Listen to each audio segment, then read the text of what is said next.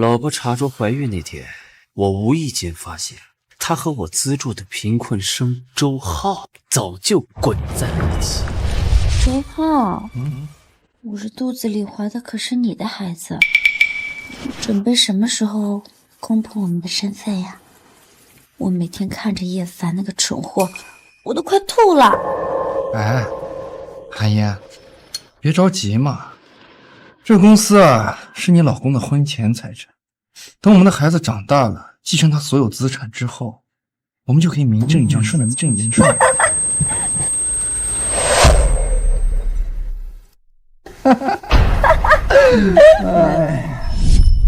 我假装不知情，精心抚养老婆生下的儿子。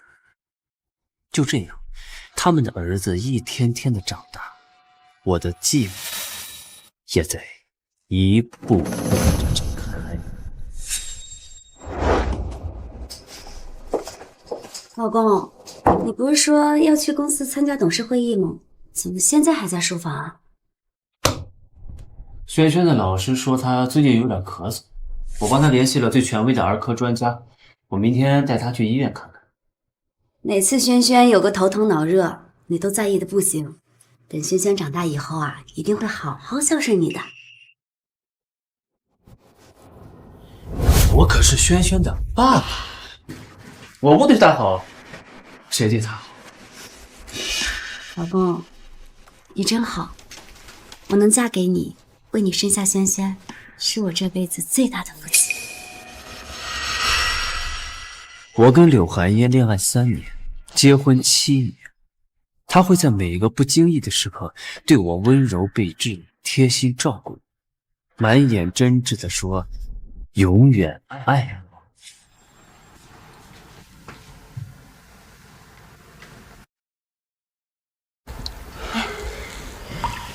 慢点。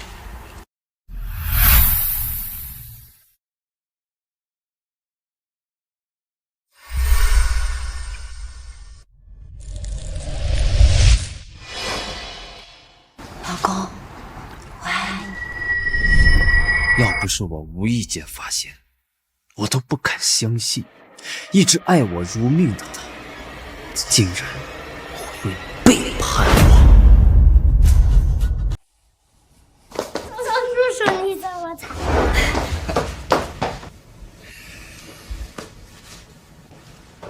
周浩，你来了。轩轩，来。张叔叔，你怎么才？慢点儿。怎么了？是想你周爸爸了？是。凡哥，你怎么也在这儿？来了。老公，轩轩幼儿园今天有个户外亲子活动，我想着你工作太忙，就没告诉你。这不，特意让周浩过来问你一下。对，凡哥，你资助我这么多年，我一直对您心存感激，这不是也想好好报答您吗？我一接到韩嫣姐的电话，我就立马赶过来了。是吗？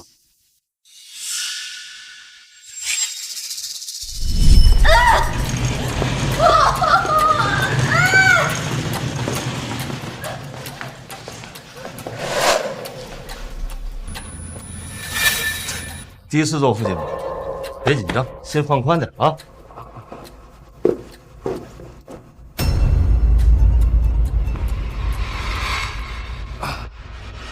凡哥，我就是太担心嫂子了，你别误会啊。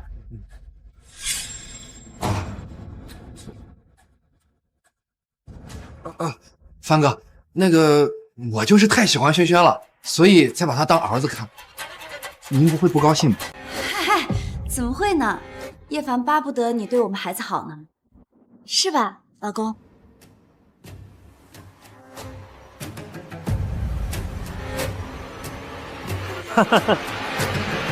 是啊，我工作忙，难免忽略家庭。你能帮我照顾我老婆和孩子，我谢你还来不及呢。爸，你今天要去公司，还是和我和妈妈去幼儿园？轩轩，你希望爸爸去哪儿啊？我希望爸爸去公司，然后周叔叔和我和妈妈去幼儿园。老公，轩轩是怕你耽误工作，前几天还跟我说你工作太辛苦了，让我们不要打扰你呢。就是，哎呀，轩轩这孩子啊，就是太懂事儿，也就是凡哥像你这么优秀的人，才能生出轩轩这么懂事的人。好，那就听轩轩的。哈哈，好了，周叔叔和我和妈妈去。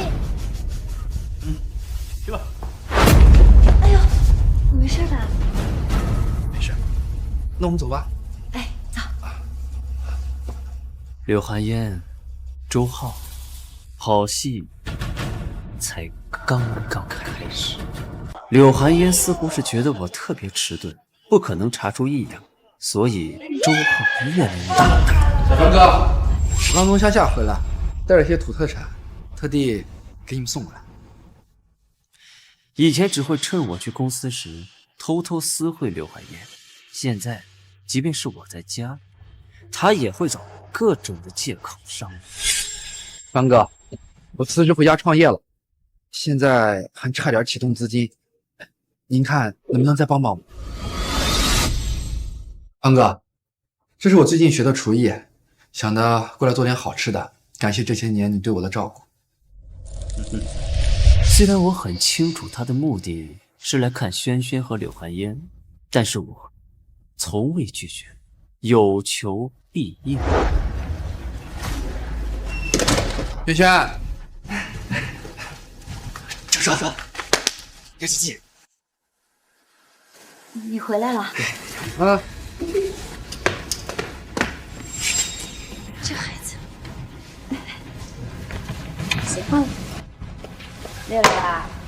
凡哥，刚才我给轩轩买了个游戏机，这不是刚高考完吗？顺便放松放松。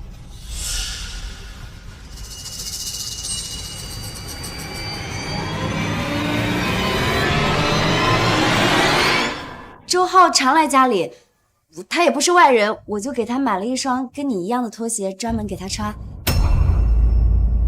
大家都饿了吧？吃饭，认真，别玩了，吃饭。轩轩，快别玩了，吃饭。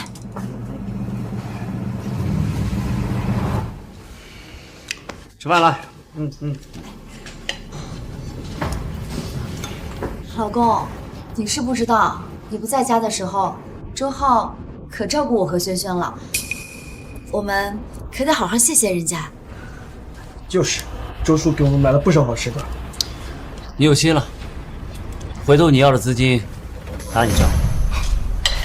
凡哥真好，人好，工作好，儿子好，老婆也好。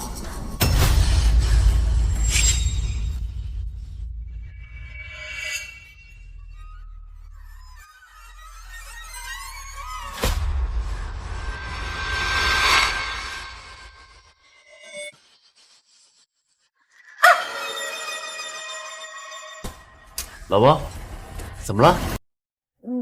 没事，这不轩轩高考成绩快出来了吗？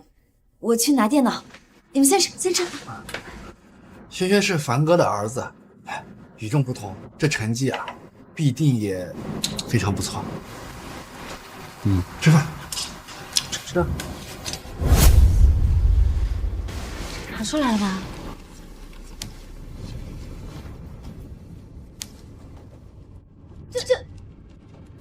你看看，你怎么考这么点分儿？那咋了？反正咱家有钱，到时候爸给我买个学位不就得了？你爸再疼你，也不能任由你这么胡来啊！你爸本来都打算好了，早点退休，让你接手公司呢。你这么不争气，让他怎么放心把公司交给你啊？轩轩，你妈说的对呀，虽然凡哥是你爸，他不会不管你，但是你也需要有点自己的本事啊，不然以后公司交到你手上，你怎么才能让管理层那些老油条信任？是吧，凡哥？没事儿，我已经给轩轩规划好了，到时候出国深造一下，反正我的一切都是留给轩轩的。等他留学回来，就可以顺理成章的接手我的公司。谢谢爸。也就你这么惯着他，幸好啊，有你做他的爸爸，真是蠢货。他们笑我太愚蠢，我笑他们太天真。叶总，按照您的吩咐，我已经带着少爷参观了我们公司的所有部门。反正轩轩迟早要接手集团，你们都是公司元老，以后可以多多交流，让轩轩尽快的熟悉业务。好的，谢谢爸。好了，时间不早了，收拾东西赶飞机去吧。哎，记住，在国外好好读书。哎，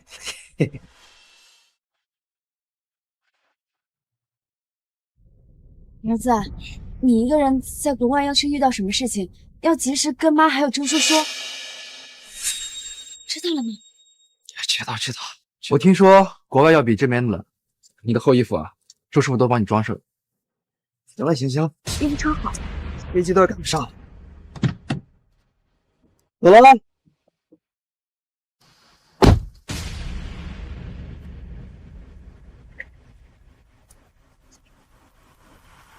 刚哥，那我们就先走了。老公，你工作忙就在家就行，我们去送。放心啊。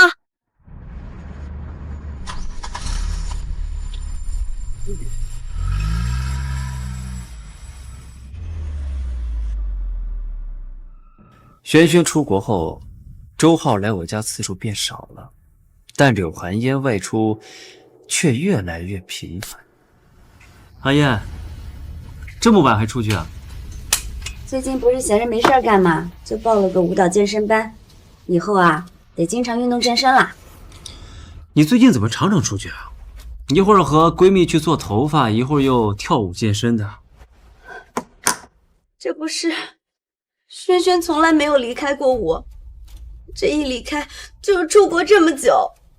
你说我每每想起他，我都忍不住，我不找点事儿干，我会疯掉的。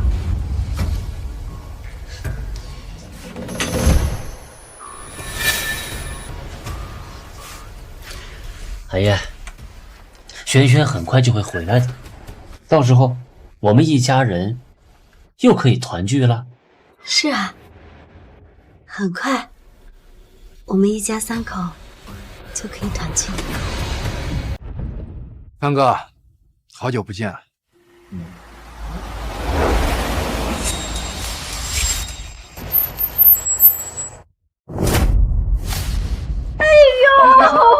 我心好大啊！想死妈妈了。妈，我回来了。你的公司什么时候交给我打理呀？走吧，我已经召开了记者发布会，马上我就会当着所有人的面，将一切都交给你。好。各位观众，这里是叶氏集团发布会现场，我们可以看到这里人山人海，所有名流商贾都齐聚一堂，只为看商业巨作《叶氏集团易主》。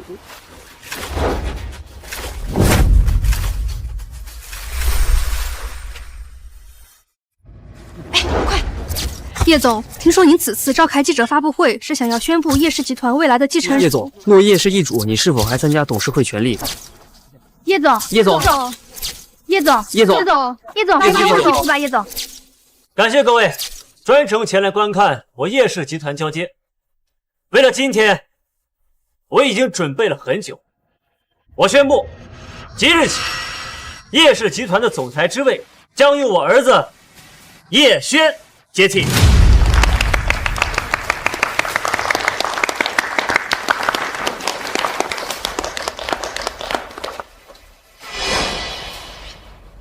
轩轩，这是股权转让协议，从现在开始，叶氏集团所有的一切都将交给你。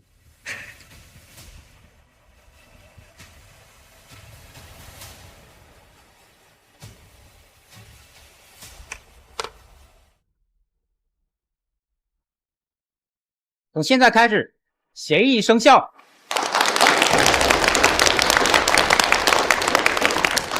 这叶总的儿子简直是含着金汤匙出生的。是啊，这才刚刚大学毕业就接手了这么大的集团公司，这要是稍微有点能力，前途恐怕不可限量啊！这么早就把集团全权交给孩子打理，可真是父子情深啊！慢着！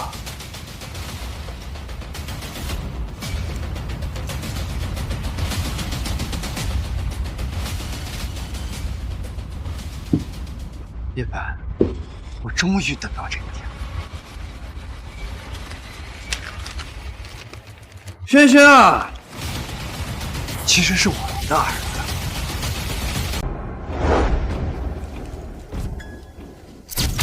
他都叫了你20几年的爸爸，现在也还我吧。这居然是真的啊！这不是叶总一直资助的那个评论生吗？竟然给叶总戴绿帽子，还让人喜当爹。这就是典型的农夫与蛇呀！叶总这么帮他，他反而恩将仇报。早不认晚不认，叶总刚签完股权转让协议就来认儿子，我看他明显就是冲着叶总的财产来的。就是，太过分了！让别人戴绿帽子喜当爹就算了，还把别人家产搞空了，真是太恶毒了。我的前半生一直被我的婚姻束缚着，多少个难熬的夜晚，我都在问我自己：这是我想要的生活吗？是，他叶凡家境是不错，对我也好，但是我爱的人只有周浩，我只是在追求我的幸福而已，这有什么错吗？在感情里，不被爱的才是第三者。婚姻不应该成为追求真爱的枷锁。所以，我希望在此的诸位能够真心的祝福我们。我一个外人都看不下去了，这不就是小三和白眼狼吗？现在说追求真爱，你早干嘛去了？把人家财产都掏空了，才来说追求真爱，不要脸！他们真是气焰太深了。叶总，瘦死的骆驼比马大，找律师打官司，我就不信了，属于你的东西还拿不回来。就是，好，大家安静一点。轩轩呐，你是怎么想的？爸，这是我最后一次证明。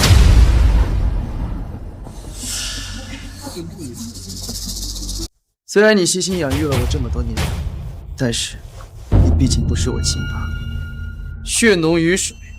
今天，我希望你不要阻拦我们一家3口的结局。趁今天大家伙都在，你把这份离婚协议书给签了，还我妈一个字。我呢，还能念在你照顾了我这么久的份上，每个月给你500人赡养。500。果然不是一家人不进一家门啊！这一家3口是什么玩意儿啊？谁不知道叶总把他儿子捧在手心里头，宠了这么多年，刚把1万资产转给他，这转头就认别人当爹了。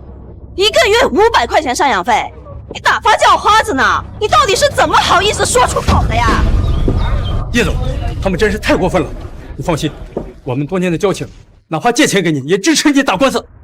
是啊，叶总，我们支持你夺回财产，法律是正义的。没错。李总、刘总，你们是不是忘记了，谁才是叶氏集团现在最大的股东？你们确定要和我们作对吗？叶氏集团随便说一句话，就能断了你们20年的心血，你们可要好好想清楚啊！你们会遭报应的。人不为己，天诛地灭。遭报应，我柳寒烟从来不信这一套。你好了，我答应他。叶总，你这是干什么？叶总，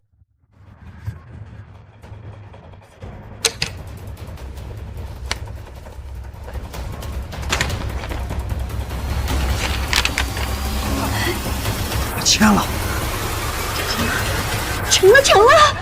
既然你们给我这么大的一个惊喜，那我也有一个大的要回送给你。叶凡该不会是察觉到什么，留了什么后手了吧？不可能，我俩做的这么硬，他不可能察觉到。这是我叶家的传家宝，本来我是打算送给轩轩，毕竟他是我认定的继承人。虽然他不认我这个爸，但在我心中，他永远都是我的儿子。阿言，你在我心中，永远是我所爱的。这个传家宝送给你们，祝你们一家和睦一生。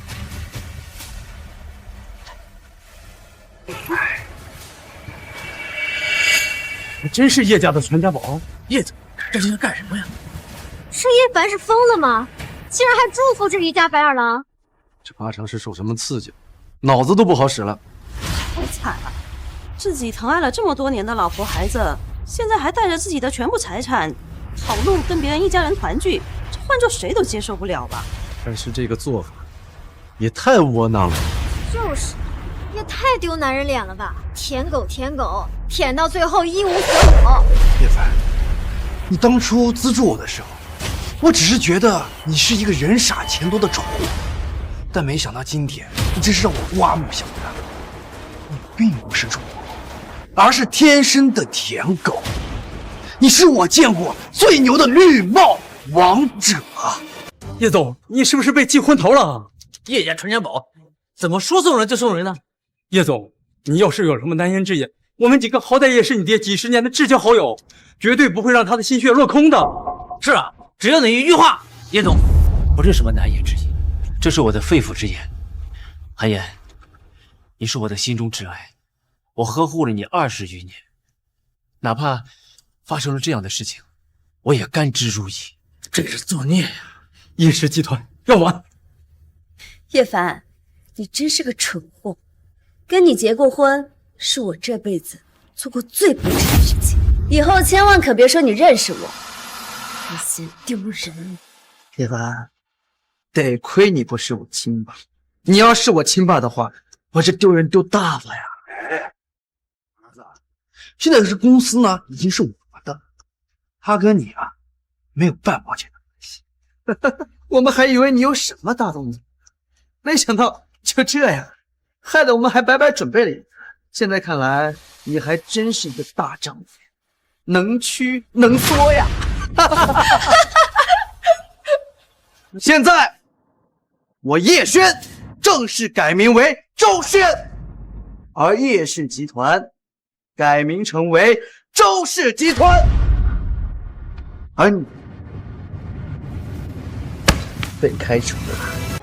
现在，所有股东听着，随我回公司召开股东会议，不来的人后果自负。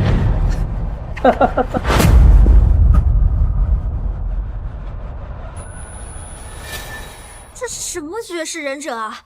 都被人踩头上欺负了，还祝福这一家白眼狼呢？要是换了我呀，我早就跟他们1换3了。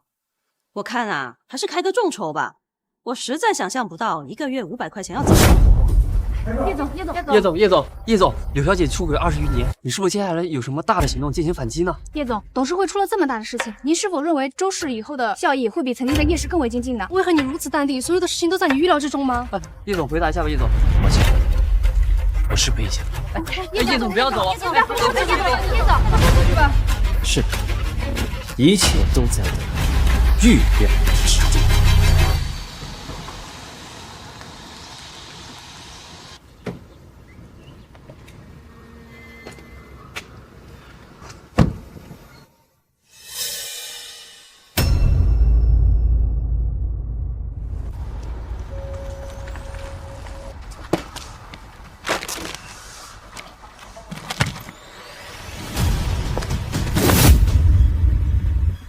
叶凡，现在这个房子是属于轩轩的，我们也已经离婚了，赶紧带上你这堆破烂给我滚出去，不要打扰我们一家3口团聚了。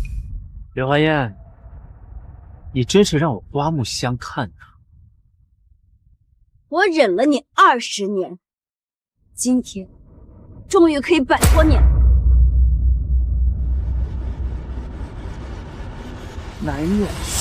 男人活成你这个样子，还真是有够失败的呀！啊，这个呢是你这个月的赡养费啊。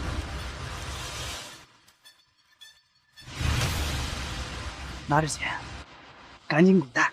滚！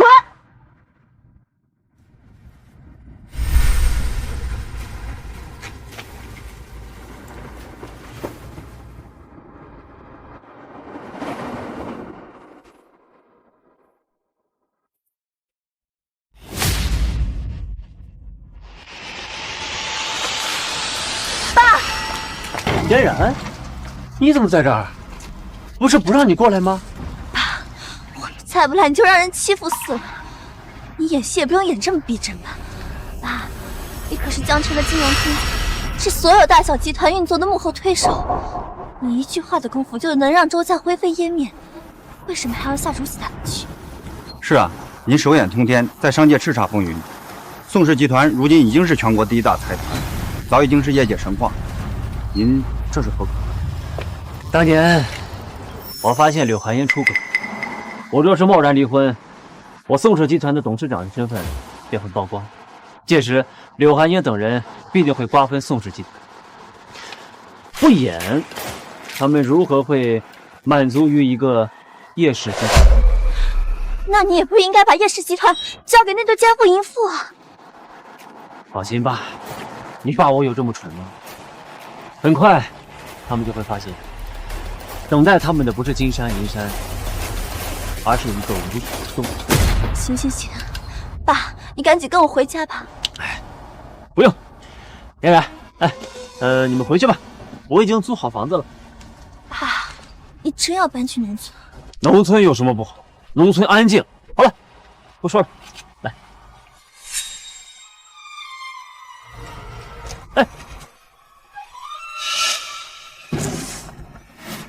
老爸，爸，刚才我们都是集团的钱，我们10辈子也花不完呢！给我们董事这就是你们钱的感觉。叶凡这个畜生这么有钱，平时也不知道多给我的，每次就几十万的给，看不起谁呢？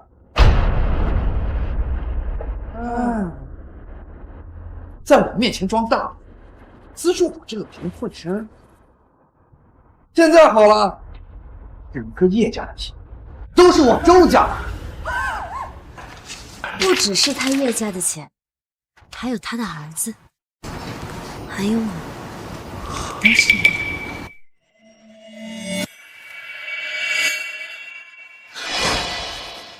那我可要好好讲。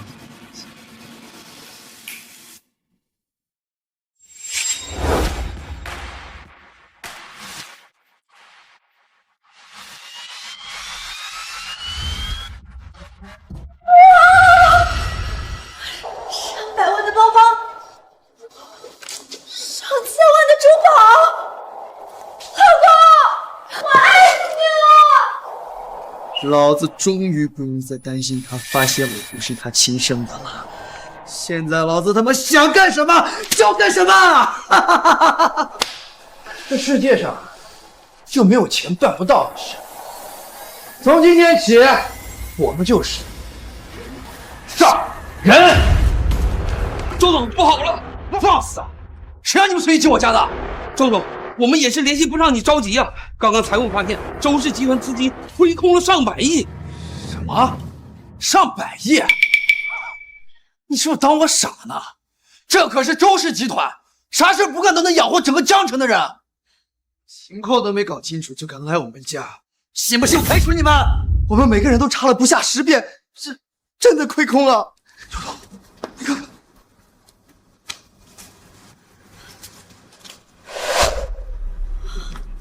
怎么回事？不可能，这绝对不可能！你们干什么吃的？这点小事都做不好？不是我们不做呀，是咱们公司真的没有这个资金啊！资金链数月以前就已经开始断了。你说什么？周总，这么大一个周氏集团，你说资金链断裂就断裂，是不是你们全打？周总，你们也得讲理啊！我们早就说了，这么大一个项目，总不能急于求成吧？是啊，我们前几期的贷款现在都没到，可这么大一个项目，我们根本吃不下。巧妇难为无米之炊啊！周总，之前不是还有那么多货款吗？怎么说没就没了？没数月之前，叶总就已经开始将资金链都转移了，我们没有权利去管这个事儿啊！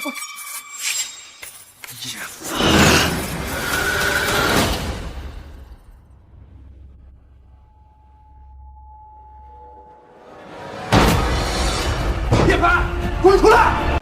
你们怎么来了？我们怎么来了？你自己做了什么事不清楚吗？我就做了一碗菜，哎，要不要一块儿尝尝我的手？你这是装什么？公司的钱呢？钱？什么钱？还在这装？公司的资金链早就断了，你会不知道？是不是你布的局？叶凡，亏得我还以为你是什么正人君子，没想到你干这么下三滥的事情。还在这跟我装呢是吧？我今天是不打你一顿，你都不知道自己做了什么。哎，等，我能做什么手脚啊？那天发布会上我做了什么，你们不是都很清楚吗？啊，再说了，我要是能提前给公司做手脚，我也不至于沦落到这个地步吧？不是你，那我们为什么一接手就会出现这么大的问题啊？对，哎，公司啊，现在是已经亏空的状态了，那你们非要抢过去，这也不能怪我吧？他们敢耍我们是吧？你奶奶了个腿儿！我说感情你那天那么淡定呢，原来这就是一块烫手的山芋，是人呐！好你个叶，亏我这么相信你，伺候了你10多年，你竟然敢这么阴我！老头，你给我起来！起来啊！把钱给我吐出来！你想要钱呢，没有；但如果你想要挨打的话，我可以瞒。还搁这装什么呢？你也不看看现在怎么死样子！有皮快放！好，你告诉他，我现在立马准备婚礼。哼，叶凡，你别以为公司资金链断裂就能把我怎么样，老子有的是办法。萱萱，你有什么办法？宋氏集团的宋嫣然已经答应了我的求婚，只要傍上了宋氏，我们周氏集团的资金链问题就能迎刃而解。就是那个白手起家带领着宋氏集团冲上集团榜首的宋嫣然。没错，宋嫣然，我早就跟她在一起了，本来想在过年之后再告诉你，但是现在她答应了我的求婚，我以后就是宋氏集团的女婿了。哎呦，真的吗，儿子？这宋嫣然可是实打实的女强人，凭借自身实力强势崛起。听说她的影响力和资产，那比我们周氏集团可大太多了。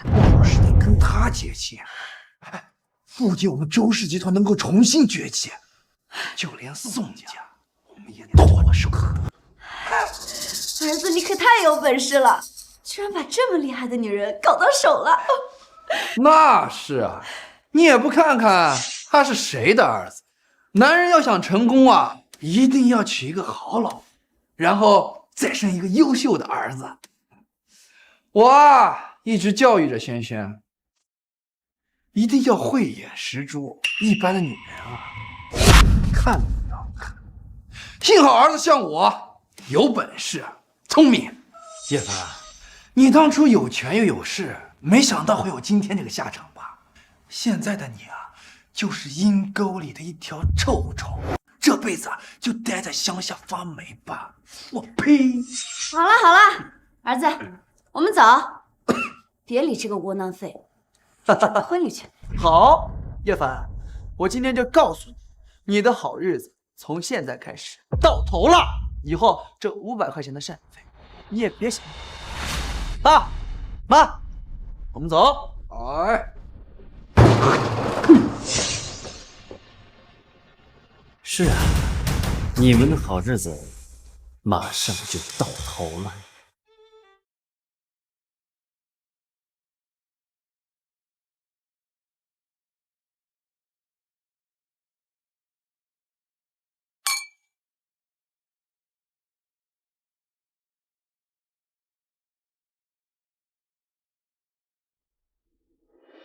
周氏集团前阵子闹出了这么大的丑闻，居然现在还敢招摇过市啊！听说周氏集团为了巴结宋总，斥巨资打造的这一个婚礼。宋总怎么会看上周氏集团的总裁啊？那小子就是有着天生富贵命。对，之前摊上一个绿毛老爹，有钱，现在又要娶又漂亮又有钱又能干的好。哎呀，周总啊，真是恭喜啊！有这样一个儿媳妇，那下半辈子无忧了。哎，区区一个宋嫣然算什么？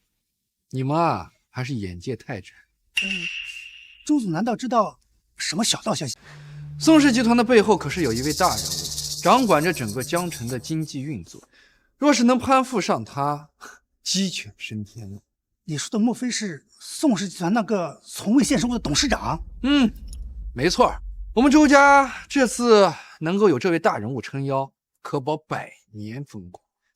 周总一看就是有福之人，以后可要多多关照我们公司啊！哎呀，是啊，周总，我们呀还都仰仗您呢。说，你不是叶凡吗？他怎么来了？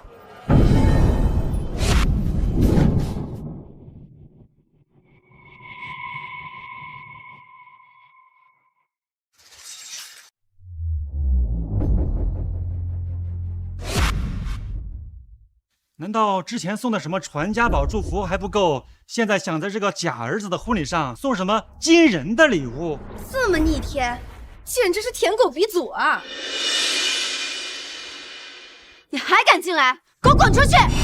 叶凡，今天是轩轩的大婚之日，来到这里的个个都是非富即贵，像你这样的穷酸鬼，到底是怎么混进来的？我是凭请帖，正大光明走进来的。叶凡，你疯了吧？你怕是不知道这场婚礼对我来说多么的重要。这每一张请帖都是我一张一张亲自准备的，里面的邀请名单根本就没有你的名字，你还好意思说自己是凭请帖进来的？哎，你脸呢？他说的这么有模有样的，我还以为是你邀请他来。哼，看来是某些人脸都不要啊，在这里胡说八道。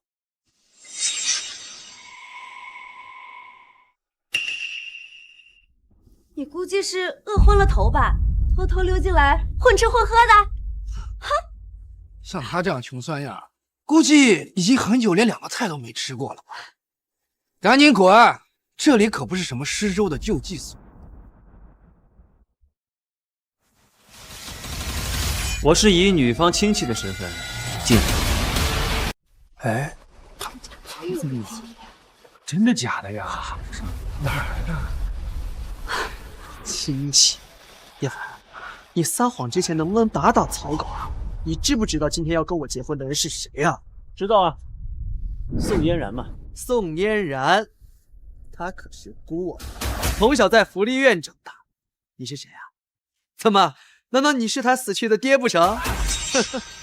自己生不出来呀，还要处处当人爹。叶凡，你别在这儿闹笑话了，行不行？我们毕竟相处了那么多年，你不要面子，我还要呢。就是，你怎么不饿死在穷乡僻壤啊？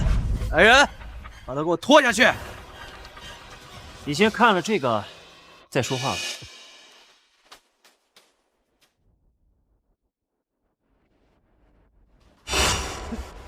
这怎么可能？怎么了，儿子？难不成这是真的？一定是叶凡这个废物伪造的。不，是真的，这是真的呀！说，这个请帖你是从哪儿来的？轩轩，叶凡毕竟养育你这么多年，嫣然肯定看在你的面子上，才把请帖给他的。不可能！嫣然说过了，这次婚礼应请帖邀来宾这件事交给我全权负责。他只做了唯一一份，说要送给他最重要的人。宋总是个孤儿，今天这个婚礼他一个亲戚都没有啊。那叶凡手上的请帖是怎么回事啊？是啊，不是说这请帖只有一份吗？宋嫣然还要给最重要的人，难道这个人就是叶凡？看来这场婚礼不一般啊。怎么会？这不可能！叶凡，你跟嫣然什么关系？就是。哦，我知道了，这请帖一定是他偷的。哎呦，我也认为是偷的，那肯定是偷的呀。像你这样窝囊废，怎么可能认识像宋嫣然这样的顶尖的人物？就是绝对不可能！你给嫣然提鞋都不配。叶凡，你是不是知道我们轩轩和嫣然没有领证，所以过来想捣乱婚礼的？原来如此，我说你今天怎么会过来？原来是专门来这里闹事儿的。哇，你居然这么恶毒，居然敢闹我这个周氏子才的婚礼！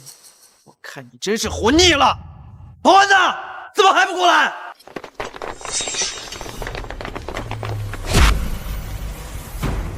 居然敢破坏我跟嫣然的婚礼，现在就给我把他打一顿！打！我看谁敢动我爸！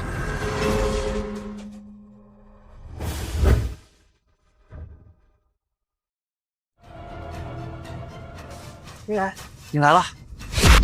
放开我爸！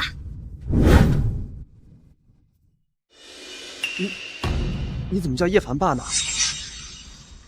嫣然，我才是轩轩的父亲。况且叶凡他只是个人傻钱多的蠢货。哦不，他现在连钱都没有，他就是个蠢货。你可别认错人了。对啊，嫣然，我们家什么情况你可能不太清楚。叶凡是养育过轩轩，但是他们之间没有任何血缘关系的。是啊，嫣然，你没必要看在轩轩的面子上，非要给叶凡这个面子，他根本就不配。对啊，原来是宋嫣然认错了人，把叶凡当成了未来的公公，这才送出了请柬。难怪我说叶凡怎么还会凭空多出一个女儿。哎呀，这下叶凡又要被打脸了，也是个可怜人啊。可怜？有什么可怜的？那是他自己犯贱，非要硬舔别人，还那个什么啊，送出了自己的老婆和孩子，还有100年基业，这样能怪谁啊？希望他今天就能被打醒，不要再跪舔周家了。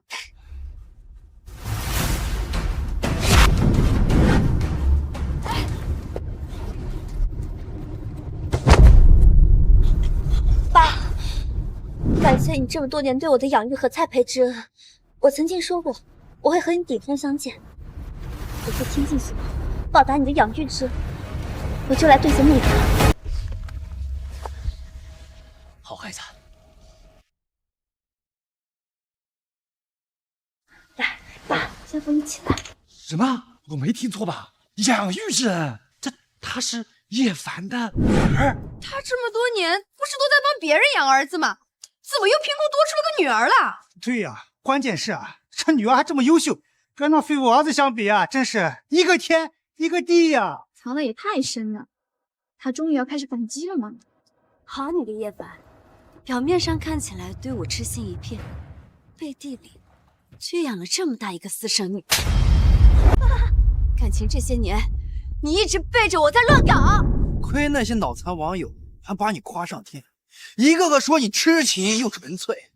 依我看，你比任何人都恶心。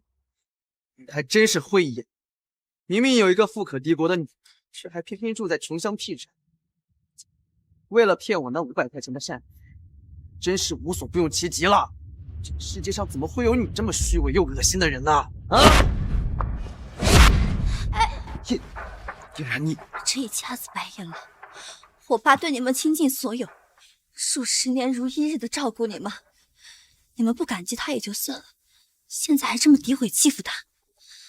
你们以为所有人都跟你们一样是白眼狼吗？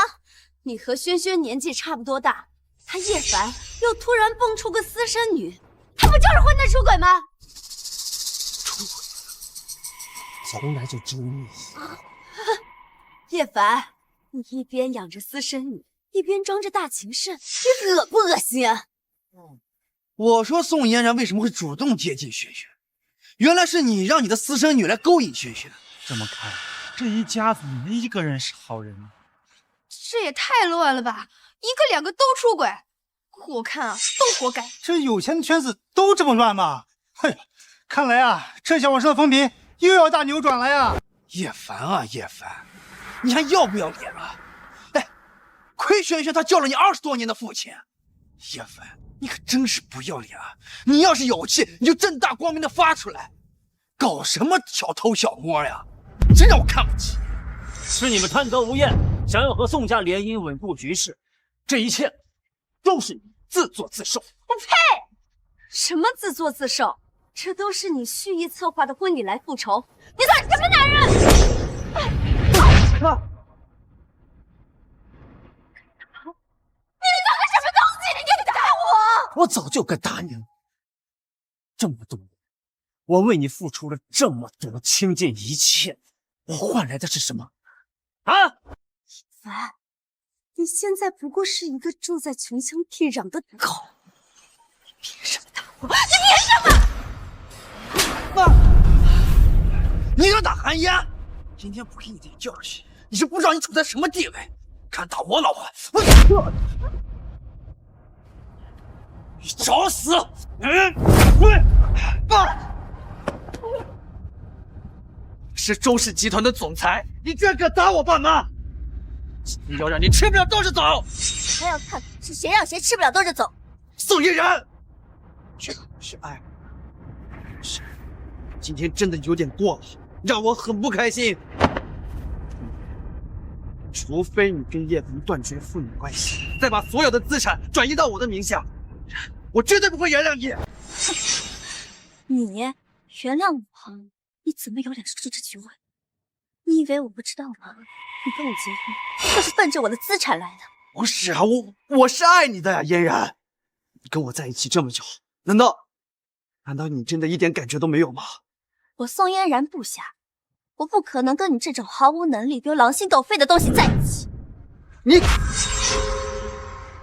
你确定你有资格惹我？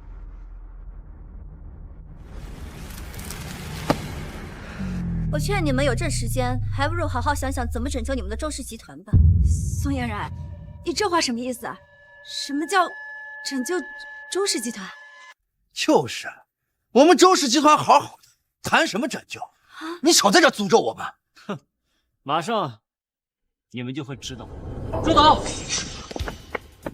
周董，我们的供应商突然之间全部连不上了。什么？客户现在正在等我们发货，但是我们什么都拿不出来。那就去其他的渠道去寄，先把这个燃眉之急给解决了。是过了，可是现在根本就没人愿意卖给我们。废，怎么可能？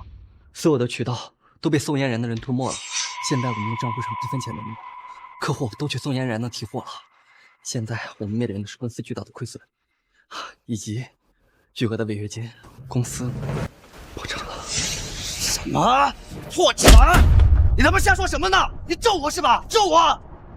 周家那么大的集团，怎么可能破产？那可是叶家100年打下的基业，这可是我们花了20年的心血才得到的公司，怎么说没就没了？说话，说话！我说的是真的，绝对不可能！还钱！还钱！还钱！还钱！还钱！还钱！还钱！有钱举办这么盛大的婚礼，没钱还债是吧？就是。尾款都拖欠我们几个月了，什么时候还我们？还钱！还钱！还钱！还钱！还钱！还钱！你干什么？干什么？干什么？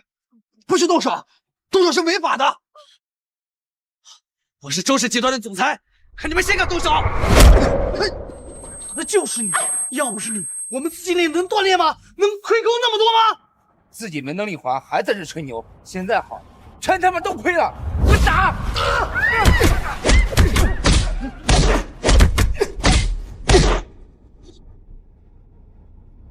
凡，你竟然跟我耍阴招，你恶不恶心？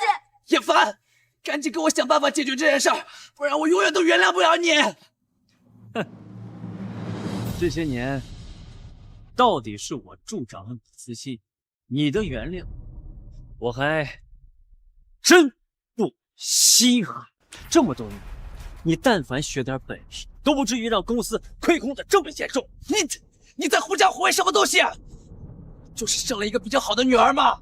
就是，靠一个私生女，装什么？你要是真的有本事的话，又怎么会蠢到你这么多年辛苦攒下的基业都双手奉上给我们？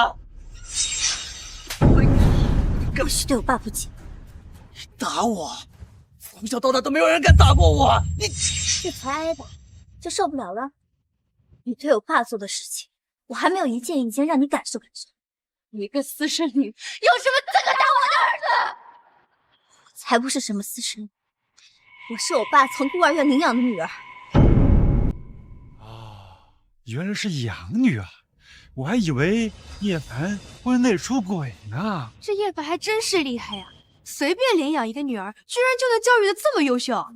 是啊，反观这个周轩啊，真是越看越像一坨烂泥呀！养女，这么多年，他一直无条件的对我呵护，悉心照顾我，让我从一无所有，慢慢变成了如今的模样。所以你跟我结婚是为了？没错，我就是为了让所有亲朋好友到场，然后让大家一起来见证你们是架子白眼狼的下场。放手！叶凡，你一边抚养着轩轩，一边在外面抚养这个女儿，来对付我们，你是不是早就料到什么了？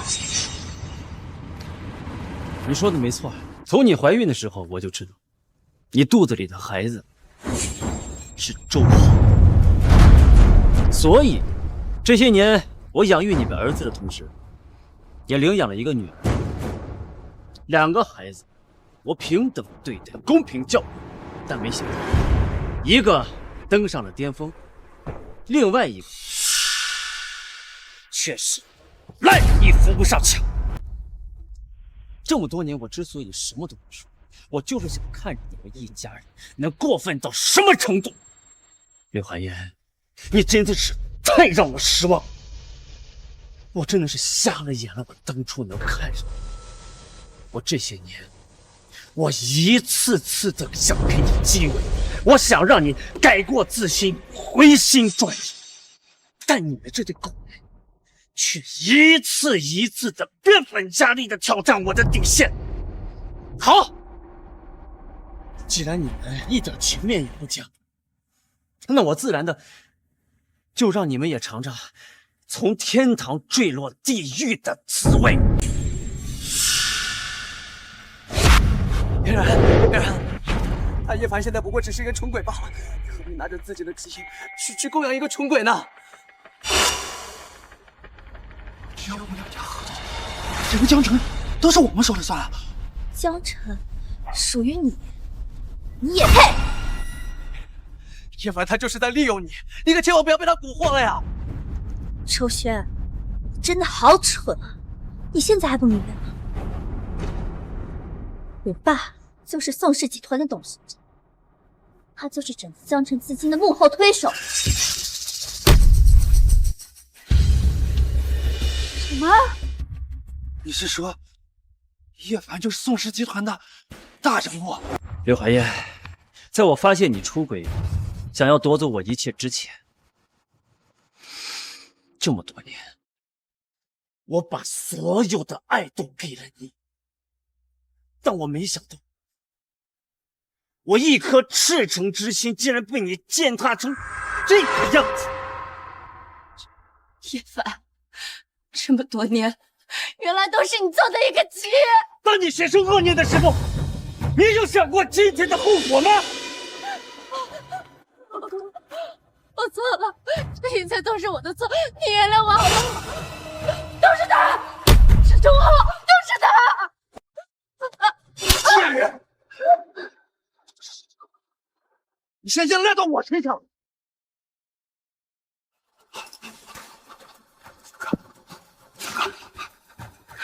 原谅我们兄弟一场。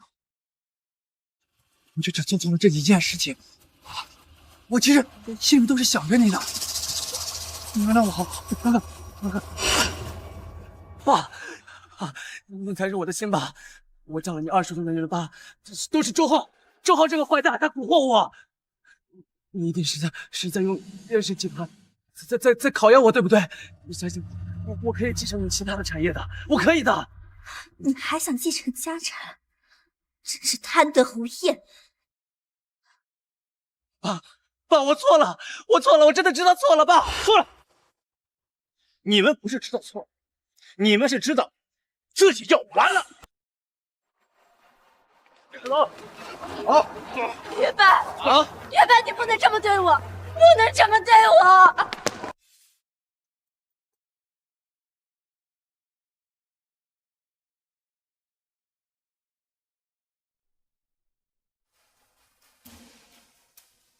今日在义城中村发现一具坠楼尸体，据调查，这是曾经风极一时的周氏集团总裁，因为欠债风波妻儿惨死，最终周某也不堪重刑，跳河身亡。真是天道好轮回，自作孽不可活。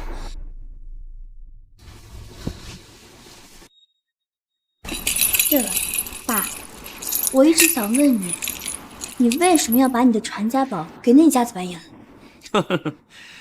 因为我知道啊，我的东西谁也